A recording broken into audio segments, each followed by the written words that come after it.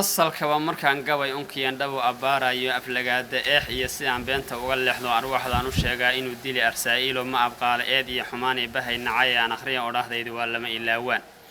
unkad weeye gabaygaan unkayn soo asdaadarayo ummadeennan kala oodan baan uga hadlaynaayo umuraha la awdaan rabaa inaan iftiinshaay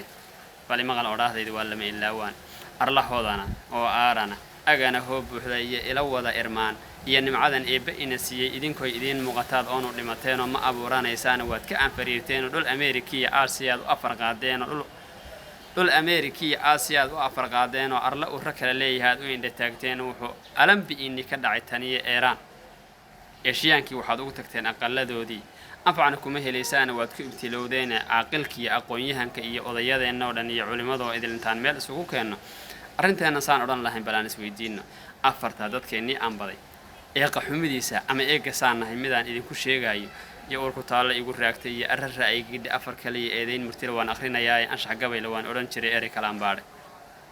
asalkii awoodii markaad aragto taariikhda afrikaanka oo idil markaad dhabo ilaalayso adayga Soomaali waa loo aqoon jiray awoodeenna waa laga ogaa onka oo idil idinka iswada eersado wis ajalateeno iyo waxa idin qaribay aana iyo qoyso olol iyo ifsaad baa ka kacay ardadeenna iyo asay dumarka loo soo xiriyo badi agoonkii aqalkiyo aqoonyahanka iyo odayadeena oo dhan iyo culimadoo idil intaan meel isugu keenno arrinteena saan odhan lahayn balaan isweydiino afartaas waa iga tilmaan eexna ma ahayn ummadan ogeysiilaa waxay ilaa weynaa afar kaliya eedayn murtila waan akhrinayaa anshax gabayla waan odhan jiray eri kalaan baadhay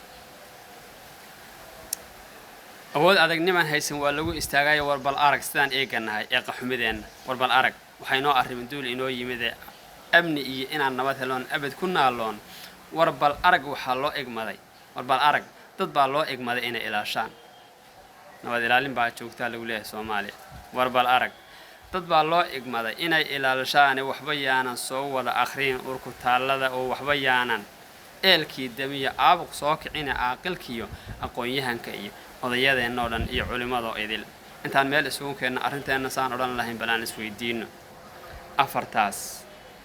aflaaq kuma jirta ila xir ma u yeelay aqal iyo ardaa iyo sidii udubkii ma u taagay abeer iyo hal iba beeshay baan igar salaaxa umad garashadii awdantaan ku ag wareega lagama kala ruux hadduu iimayleeyahay afar kaliya eedayn murtila waan akhrinayaa anshax gabayla waan odhan jiray eri kalaan baadhay dhalinyaroy adduunyadan waa laba ayaamood akharaynu wada aadi iyo ilmadow badan akharaynu wada aadi iyo ilmadow badan ilaahay wuxuu idan fariya qaata amarkiisa akhlaaq yeesha duul edab xun waa laga irdhoobaa aqoon yeesha duul ebera way arag xumaadaan oo ilaahay ka yaabo cuskada diintu waa udub